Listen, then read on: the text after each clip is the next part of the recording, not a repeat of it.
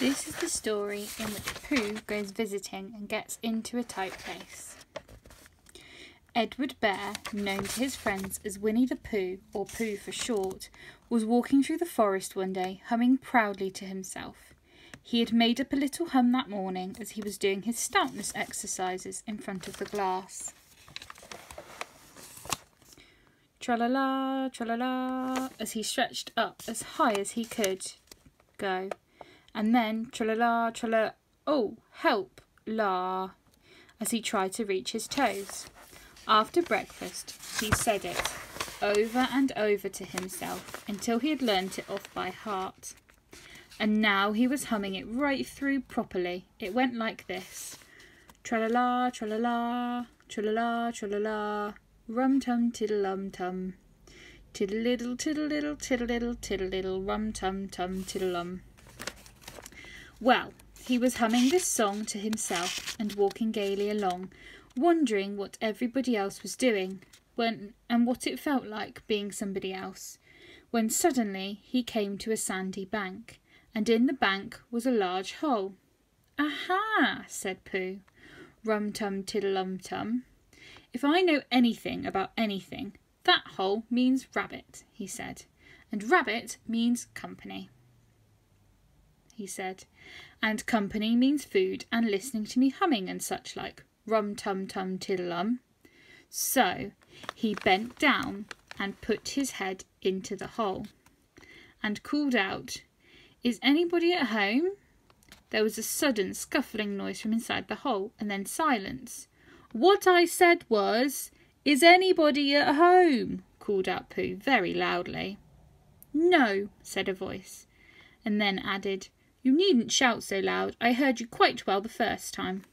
"Bother," said Pooh. "Isn't there anybody here at all?" "Nobody." Winnie the Pooh took his head out of the hole and thought for a little, and he thought to himself, "There must be somebody there, because somebody must have said nobody." So he put his head back in the hole and said, "Hello, Rabbit, isn't that you?" "No," said Rabbit, in a different sort of voice this time. "But isn't that Rabbit's voice?" "I don't think so," said Rabbit. It isn't meant to be." "Oh," said Pooh. He took his head out of the hole and had another think, and when he put it back, and then said, "Well, could you very kindly tell me where Rabbit is?" "Well, he has gone to see his friend Pooh Bear, who is a very great friend of his." "But this is me," said Bear, very much surprised. "What sort of me?" "Pooh Bear." "Are you sure?" said Rabbit, still more surprised.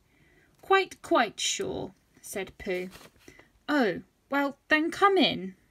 So Pooh pushed and pushed and pushed his way through the hole, and at last he got in. "You were quite right," said Rabbit, looking at him all over. "It is you. I'm glad to see you. Well, who did you think it was?" "Well, I wasn't sure. You know how it is in the forest. One can't have anybody coming into one's house. One has to be careful. What about a mouthful of something?" Pooh had always liked a little something at 11 o'clock in the morning, and he was very glad to see Rabbit getting out the plates and mugs. And when Rabbit said, "Honey or condensed milk with your bread?" he was so excited that he said both. And then, so as not to seem greedy, he added, "But don't bother about the bread, please." And for a long time after that he said nothing, until at last, humming to himself in a rather sticky voice, he got up, shook Rabbit lovingly by the paw, and said that he must be going on. "Must you?" said Rabbit politely. "Well," said Pooh, "I could stay a little longer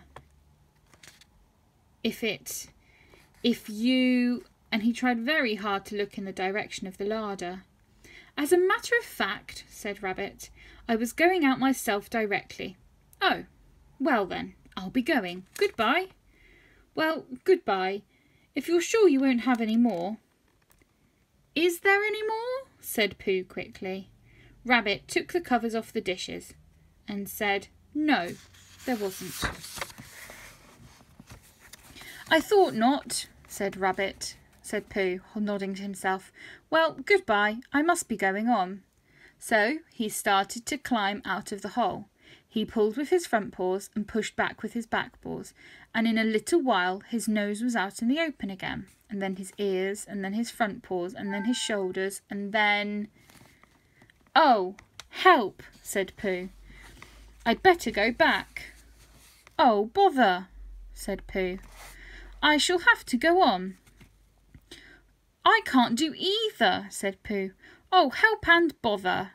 Now, by this time, Rabbit wanted to go for a walk too, and finding the front door full, he went out by the back door and came round to Pooh and looked at him. "Hello, are you stuck?" "No," said Pooh carelessly. "Just resting and thinking and humming to myself. Here, give us a paw." Pooh Bear stretched out a paw, and Rabbit pulled and pulled and pulled. "Ow!" cried Pooh. "You're hurting." "The fact is," said Rabbit, "you're stuck." "It all comes," says Pooh crossly, "of not having front doors big enough." "It all comes," said Rabbit sternly, "of eating too much." "I thought at the time," said Rabbit, "only I didn't like to say anything," said Rabbit. "That one of us was eating too much," said Rabbit. "And I knew it wasn't me," he said. "Well, well, I shall go and fetch Christopher Robin." Christopher Robin lived at the other end of the forest, and when he came back with Rabbit and saw the front half of Pooh, he said, "Silly old bear," in such a loving voice that everyone felt quite hopeful again. "I was just beginning to think," said Pooh, sniffing slightly, "that Rabbit might never be able to use his front door again, and I should hate that," he said. "So should I," said Rabbit. "Use his front door again?" said Christopher Robin. "Of course he'll use his front door again." "Good," said Rabbit. "If we can't pull you out, Pooh, we might push you back."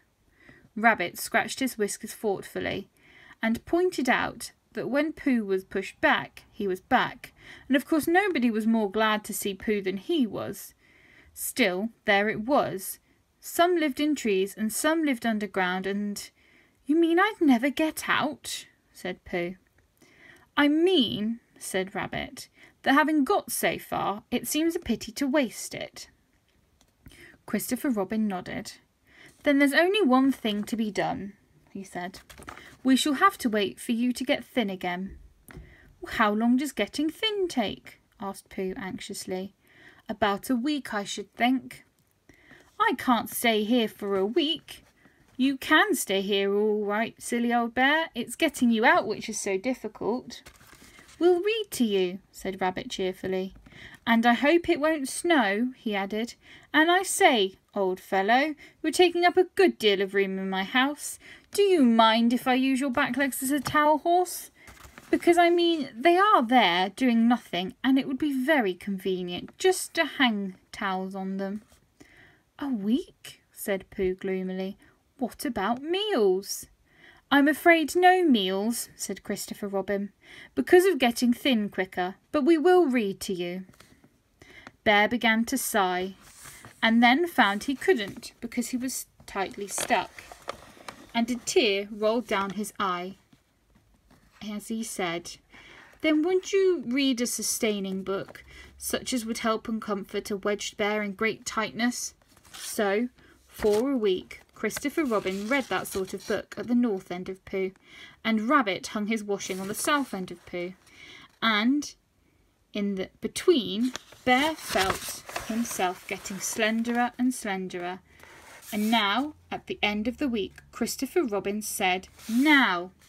So he took hold of Pooh's front paws, and Rabbit took hold of Christopher Robin, and all of Rabbit's friends and relations took hold of Rabbit, and they all pulled together. And for a long time, Pooh only said "ow" and "oh," and then all of a sudden he said "pop," just as if a cork were coming out the bottle.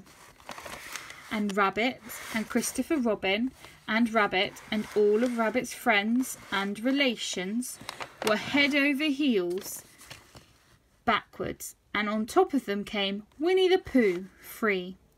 And so, with a nod of thanks to his friends, he went on with his walk through the forest, humming proudly to himself. But Christopher Robin looked after him lovingly and said to himself, "Silly old bear." Thank you for joining me for the adventures of